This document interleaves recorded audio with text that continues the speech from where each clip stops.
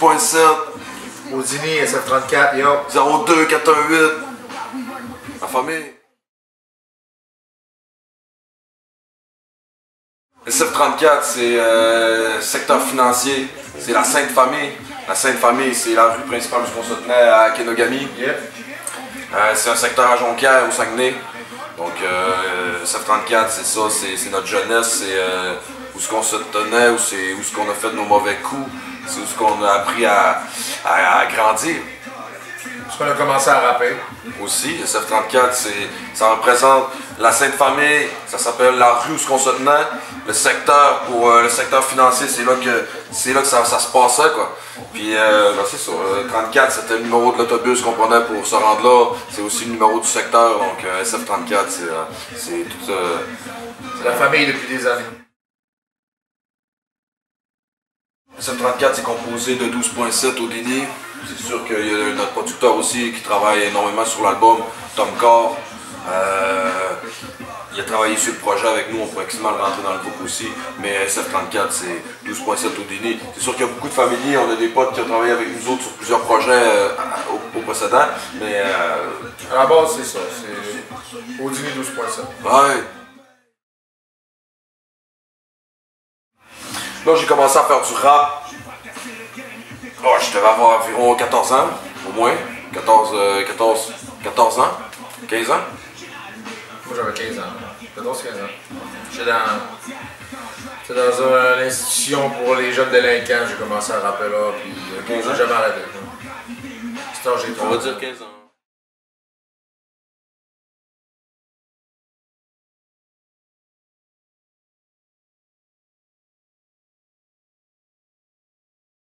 Non, c'est sûr que non.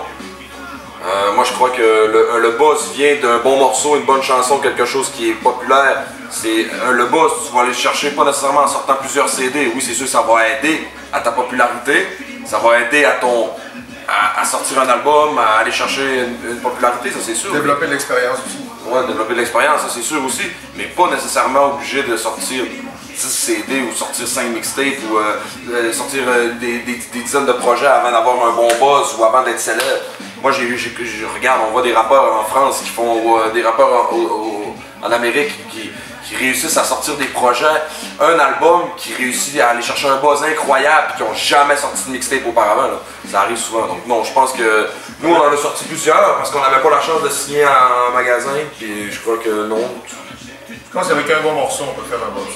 Un bon morceau. Pas nécessairement. Faut juste pas arrêter après. Faut s'asseoir sur le buzz, faut continuer avec le buzz. Suivre le buzz. J'ai pas besoin de sortir 10 CD pour un buzz. Nuit après nuit, j'aime bien chercher les ennuis. J'aime bien chercher les ennuis. J'aime bien chercher les ennuis.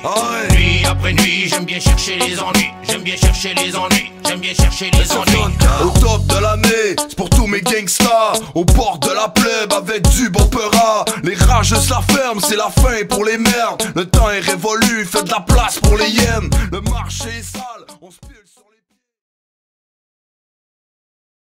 pieds. Notre parcours de vie. C'est notre premier album, fait que je pense qu'on voulait vraiment souligner ce qu'on avait vu, ce qu'on avait vécu, le monde qui est alentour de nous, notre patrimoine, je dirais. C'est sûr que notre ligne directrice, c'est notre vécu, c'est notre parcours, c'est sûr.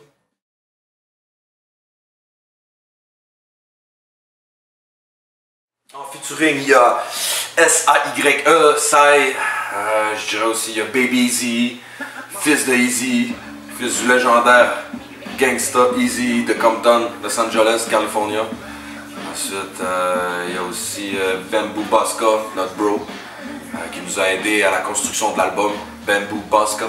Ensuite, Fresh Corleone. Fresh Corleone, qui est sur l'album. Fresh Corleone, qui est un boys de Québec, Limoilou, 418, un de nos boys qui était aussi sur notre projet précédent, Ennemi Public.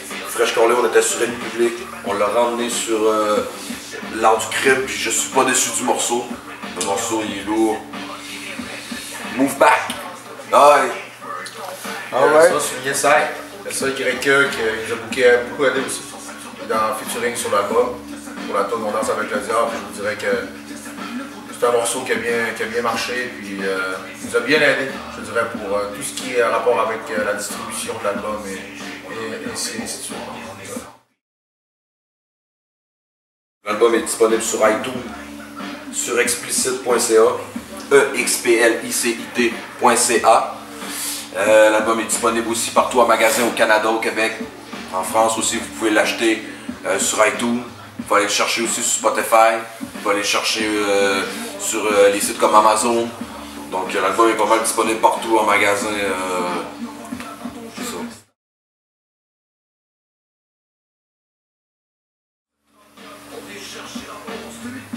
Les radios sont pas très ouvertes à notre style de musique. Je pense que notre style de musique est assez... Marginal, c'est bien connu. Ouais.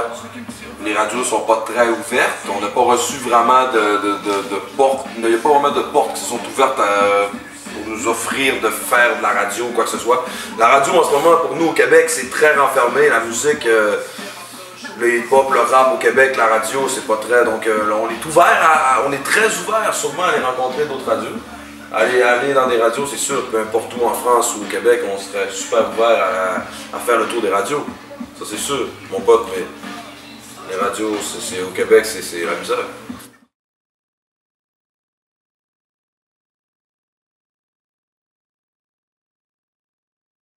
Oui, on travaille avec 2-3 beatmakers précis, mais ça dépend. Des fois, on navigue, on se promène un peu, mais on travaille avec des mecs de l'Europe, des personnes en Angleterre, donc d'autres aussi en Suisse, puis c'est un peu éparpillé nos affaires, mais nos beatmakers, ils ont un style new-yorkais. On va toujours chercher du East Coast. On aime le old school. On varie avec un style old school, on marie un peu le East Coast, on a 2-3 beats West Side, mais tu sais, on est vraiment... C'est sûr que la tendance est new-yorkaise. Nos beatmakers travaillent vraiment sur du hip-hop new-yorkais, du rap new-yorkais, c'est sûr que c'est notre tendance. Oui, on a des beatmakers précis, on aimerait en connaître d'autres, c'est sûr qu'on est ouvert à d'autres beatmakers. Mais pour l'instant, on travaille avec des beatmakers précis, on garde leur nom secret. Non, sérieux, leur nom est dans l'album, achetez l'album et vous allez avoir leur nom. C'est des mecs de l'Europe. C'est ça. Ouais. Tous victimes du son dans un monde où notre style laisse une mauvaise impression, je viens d'un milieu hostile. Donc je me fais pas d'illusions, ici la vie t'est car un fil et j'ai retenu la leçon. 12.7 en direct du souterrain, sous le bec d'Alispo, je viens gagner mon pain. Marqué sur la peau, tatou sur les mains, je voulais vendre de l'hydro, par finir écrivain, on est victime du son. La maturité, sûrement, on attend un petit quelque chose qu'on n'avait pas. On n'avait pas un album en magasin, distribué partout. On n'avait pas le support commercial que Explicit peuvent nous apporter. On n'avait pas non plus toute cette popularité, cet engouement qui tourne autour de nous. Donc, l'art du crime, je pense que ça peut nous apporter beaucoup de maturité puis de reconnaissance aussi envers tous ceux qui ont travaillé sur le projet. C'est sûr que ça nous a aidé beaucoup, mais je pense que le prochain album qu'on va travailler va être 2 fois plus construit, va être 2 fois plus solide. Ça va être un album plus lourd, plus travaillé aussi. Je crois que l'art du crime nous a apporté beaucoup de bonnes choses. Je voudrais dire un gros big up, un gros respect à tous ceux qui nous supportent. Le 734, l'art du crime, 12.7 au déni, 41802. C'est chaud la famille, ça fait tellement plaisir de voir les salles pleines et de voir tout cet esprit autour de l'art du crime, ça fait plaisir la famille. Un gros shout-out à Explicit Production et un gros dédicace à Def Music. Allez checker un œil là-dessus. Ça se passe à fond la famille. Ouais.